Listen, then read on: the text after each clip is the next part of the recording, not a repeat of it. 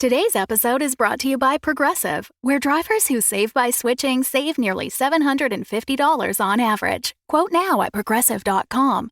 Progressive Casualty Insurance Company and Affiliates. National average 12-month savings of $744 by new customers surveyed who saved with Progressive between June 2022 and May 2023. Potential savings will vary. There are two things that are absolutely true. Grandma loves you, and she would never say no to McDonald's. So treat yourself to a Grandma McFlurry with your order today. It's what Grandma would want. Ba-da-ba-ba-ba. At participating McDonald's for a limited time. In this world, there are more stories than stamps at the post office. Some are forever, some are commemorative, some are stuck together. Oh, come on. But they're all worth the proper postage required. So open your lick hole wide and listen. Welcome to BRUSHTOWN Stories, Episode 23, from the Diary of Bernard Glouch, the Noodle of Truth. From the Diary of Bernard Glouch, World Traveler. After the armistice was signed, Chapman Heethe and I headed to the island of Formosa. Getting east was no easy task, as Europe was in shambles. We were stuck in a morass of paperwork and raising funds, so we didn't reach Asia until the 20s had already begun roaring. Our original goal had been to decamp in China proper, but in the years following the Boxer Rebellion, mainland China had become inhospitable to foreigners, and there was no way we would pass as Manchu. This island Formosa, or Taiwan as it's now called, would have to be our de facto base of operations. We were still trying to find the Ark of the Expulsion, an ancient artifact that contained the first defecation of Adam, and with it the seeds of the Tree of Knowledge, which grew in Eden. Apparently, Scabalist Christian pilgrims during the Tang dynasty brought the Ark to China. They were fleeing persecution from a warlord of the Western Turkic Khaganate. Unfortunately, the stele stone announcing the arrival and early history of the Scabalists in China was in the old royal city of Chanang, deep in the Chinese interior. The best we could do was decamp in Taiwan and hope China softened its stance on visitors. The island of Taiwan itself was currently under Japanese occupation, and while white men were not trusted or liked by the authorities, we were tolerated as long as we brought business or money. Japanese soldiers would often harass us in the street and shake us down for bribes. The locals weren't much better, but we found rooms in an area of the city carved out by Westerners who also found themselves on the island, though at night we often felt angry eyes watching us from the shadows. During one of our forays into the antique markets of Taipei, I mentioned to a merchant that I was looking for tooth-based artifacts. The seller suddenly became quite nervous and told us we had to leave. He was quite rude. I found few merchants who would even discuss tooth-related objects, but I pressed on, as I was doing vital research into the ancient history of the Dentites. In fact, I had learned my artifacts from the Near East and Old Silk Road would be displayed at the newly refurbished Mouthatorium, a true honor, though Mother was still hoping I'd return to Indiana and continue the family line. Later I returned to the market, and a man selling rice from a wooden cart approached me, yelling directly into my nose. Now, I have been yelled at by many people for a myriad of reasons, some known and some unknown, but this was different. Not just because his gums were stained red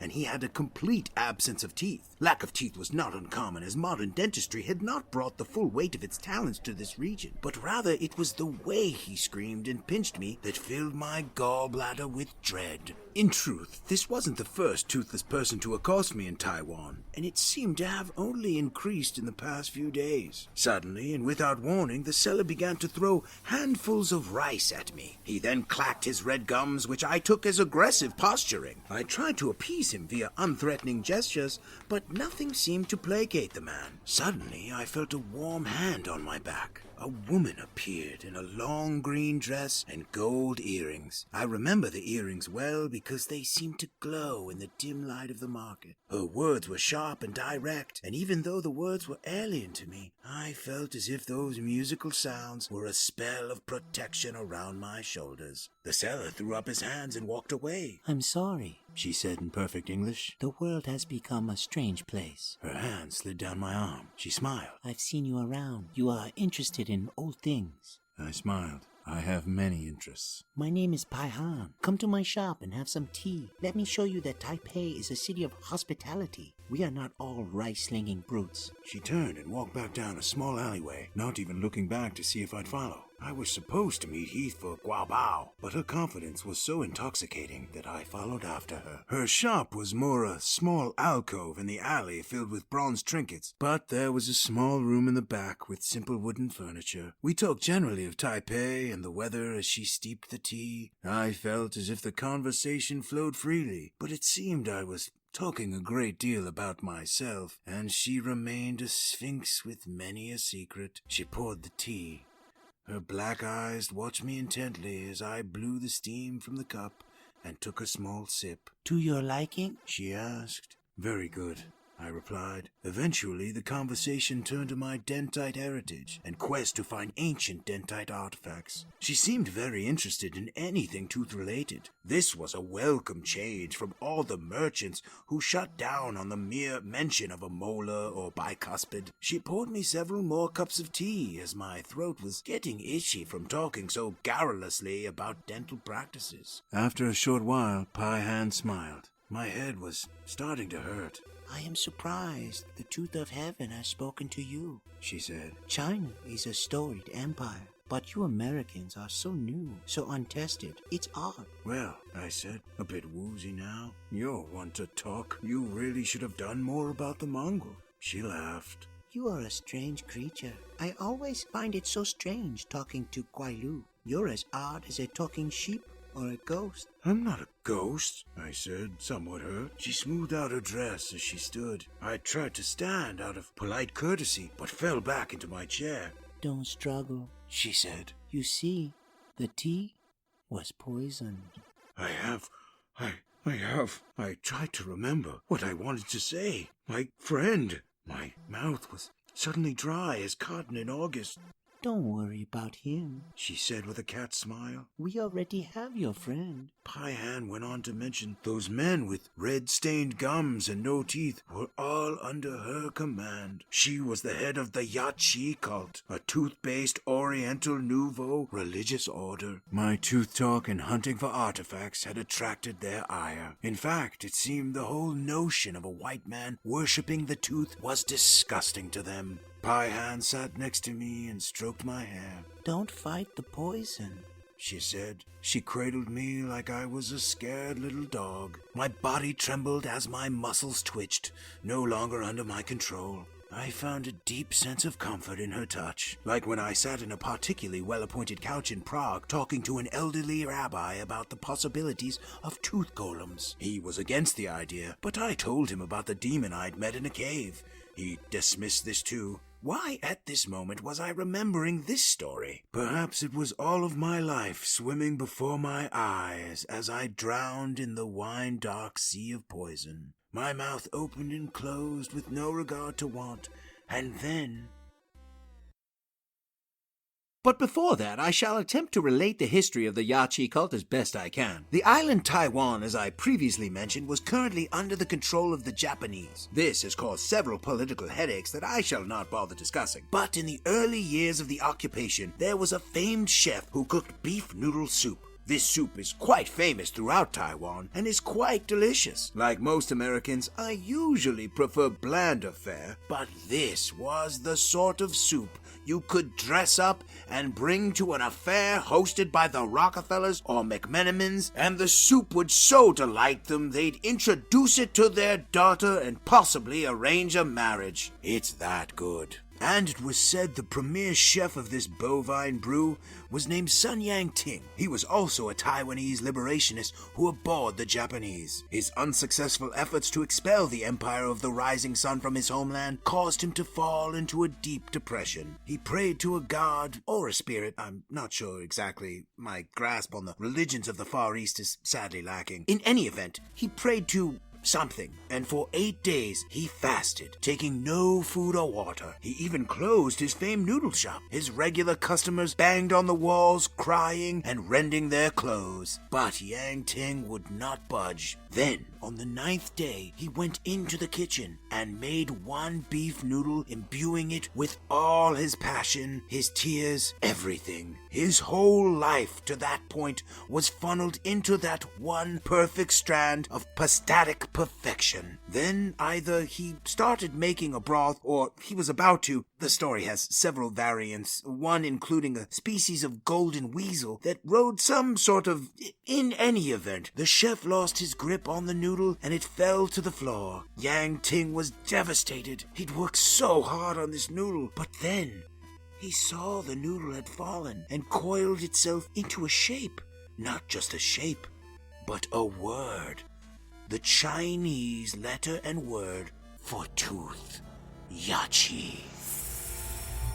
And as he breathed the word, he was struck by the vision of 1,000 multicolored soldiers riding 8-legged horses around a warrior tooth clad in enamel armor, carrying a dental pick like a spear. This tooth spoke to him in words made of lightning and punctuation the sound of belching dragons. Then, in the time it takes a cow to moo, he was back in his kitchen.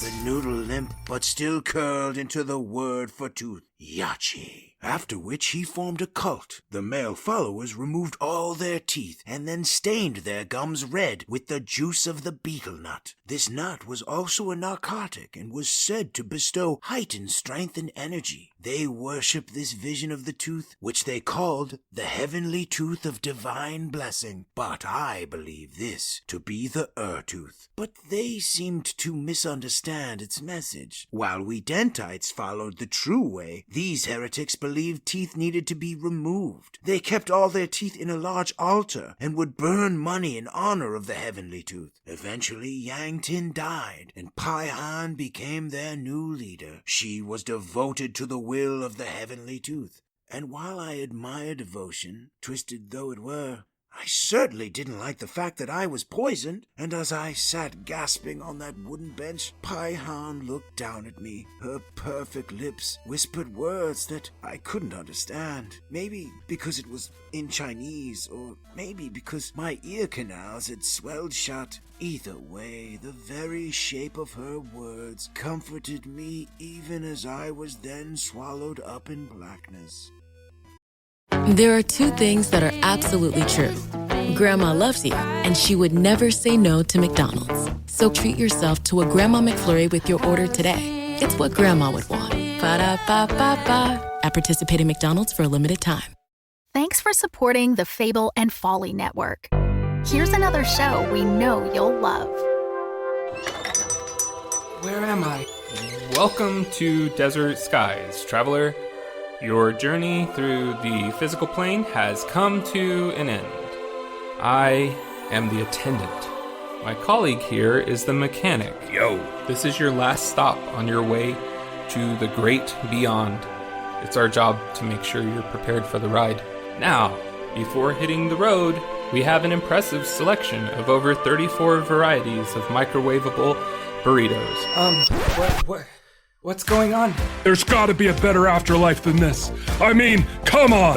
That's offensive. Something seems to be wrong with me. You left something major undone. I have a life outside of this gas station, you know. You quite literally do not. Any hobbies? Nope.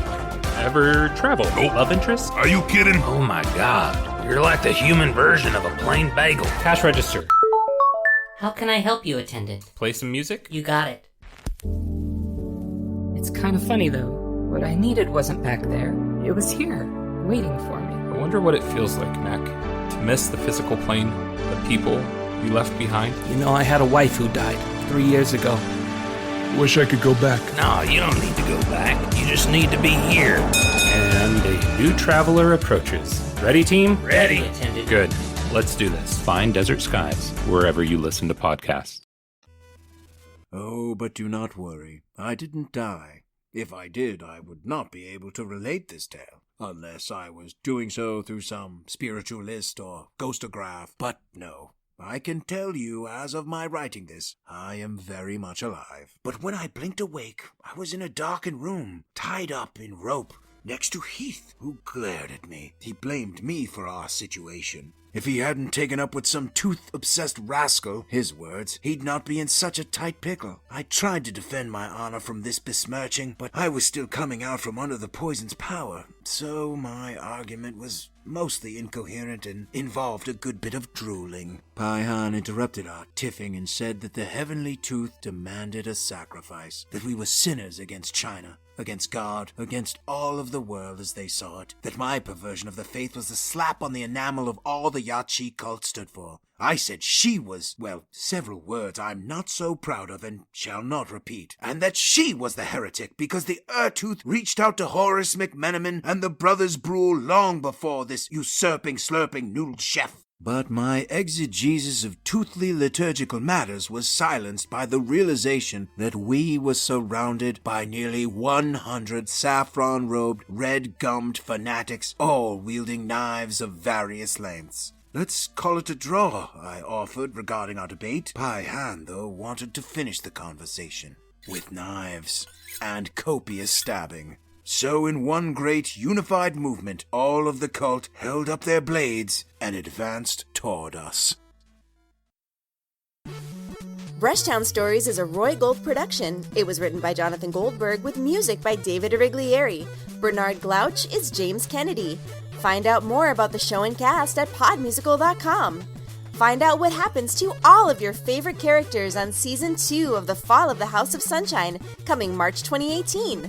Find out what happened at the end of the Fuzzball game last night on Season 2 of The Fall of the House of Sunshine, coming March 2018. Thanks for listening, and have a suntabulous bicuspid of a day!